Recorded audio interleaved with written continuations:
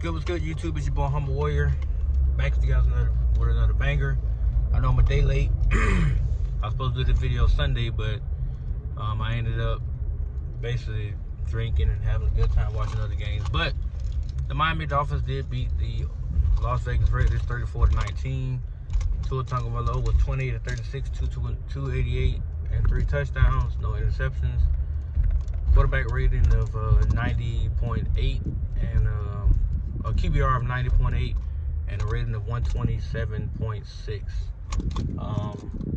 Tyreek Hill, 7 of 7 catches, 61 yards and a touchdown. Jonnu Smith, 6 catches, 101 yards and 2 touchdowns, including that beautiful 57-yard long touchdown pass from Tua to Jonnu on a blown coverage assignment from the Raiders. Talk about the game a little bit. Started off a little iffy. The long drives, I actually loved it.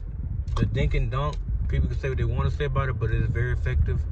If you watched New England for 20 years, you would know that was Tom Brady's greatest thing.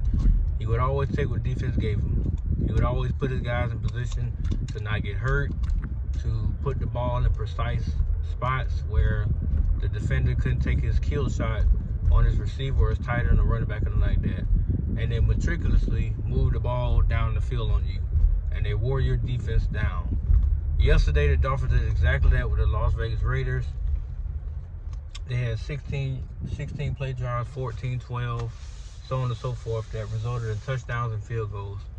I don't think they punted one time yesterday. No, Sunday. I don't think they punted one time. And they didn't. Outside of Tua's hiccup fumble that people wanted to briefly mention, he played a perfect game. Say what you want to say about the dude, but he is the Dolphins franchise quarterback. People get tired of talking about it, they get tired of saying it, they get tired of hearing it, but he is.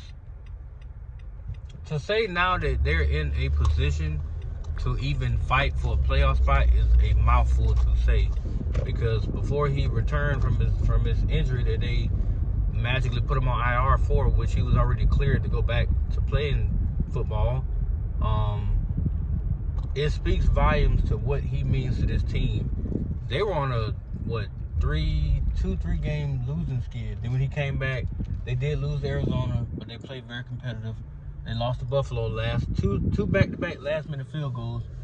You take those 2 losses off the board, and they're looking at 8-4. So you flip it, you take the 2 losses off, you're looking at 8-4 right now. You're looking at being right behind the Buffalo Bills. Okay, I know you see me. You're looking at being right behind the Buffalo Bills for a potential chance to win the division. Now, that's out the window now, but the Dolphins could go on a win streak unlike any other. They have a favorable schedule. They got remaining the Patriots this Sunday. Thanksgiving night, they go to Green Bay. They come home to play the Jets. They go back on the road to face the Houston Texans. They come home, I believe it is, to play the 49ers. They play home against the Browns, and they finish the season out in New York to play the New York Jets. So I think it's 8 games remaining now or something like that, because they're 4 and 6. No, it's 7 games remaining. If they could somehow go in this, they won 2 in a row.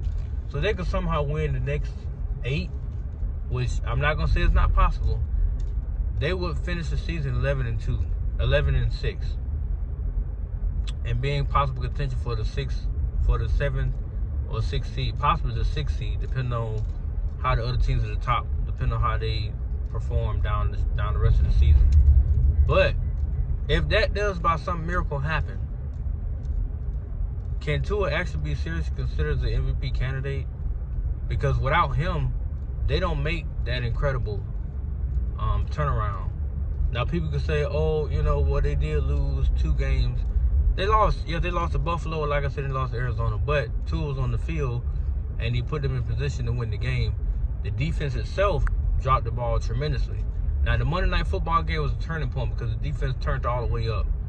They locked up Matthew Stafford, Cooper Kupp, and Njoku, or not Njoku, but Nakuda, and they didn't give up a single touchdown. Now, the next week, they played the Raiders, and it was a different story. They gave up a touchdown.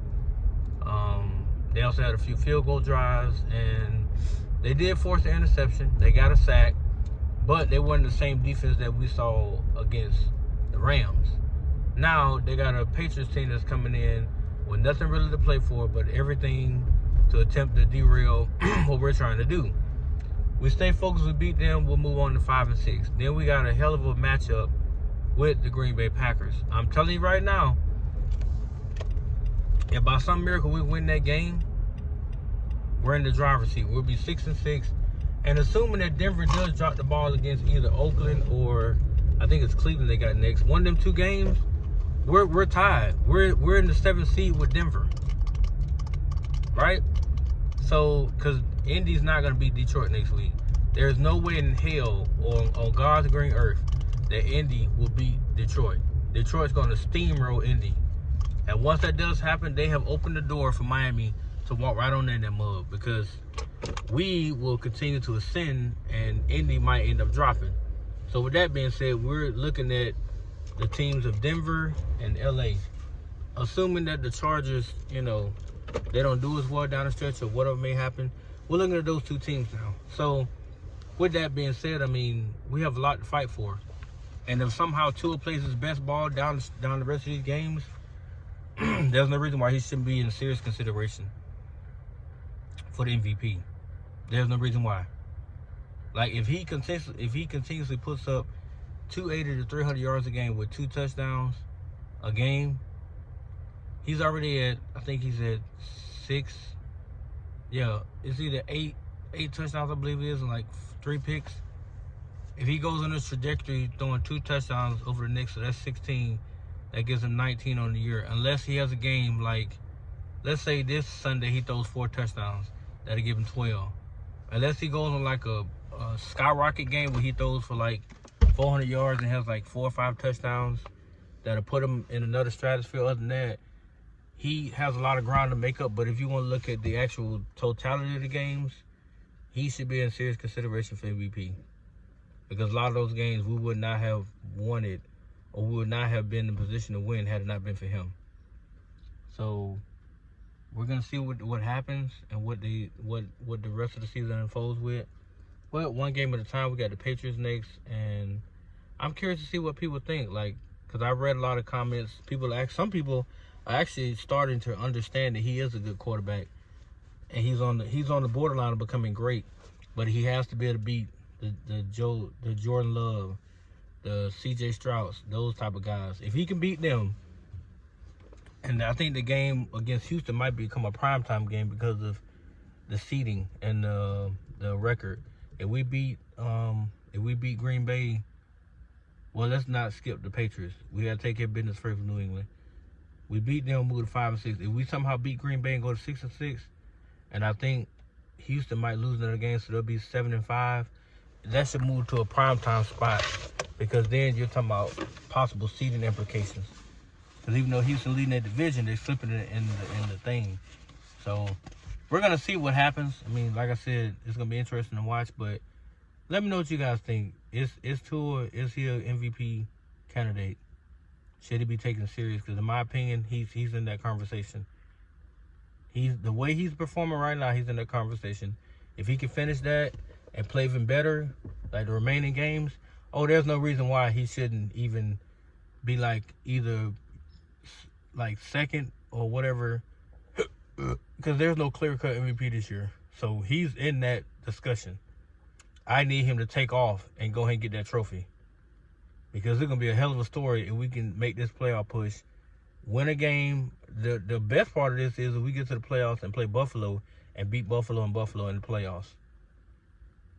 That would be a story unlike any other, because then people have to say, well, when it mattered the most, did he beat Josh Allen? Yes, he did. He beat him in Orchard Park Stadium in front of thousands of people. And all I'm going to do is smile. But let me know what you guys think, man. Seriously, let me know what you guys think. And I got to get out here. I got to take care of some stuff. But I'll be coming with more stuff. But let me get out of here, guys. Peace.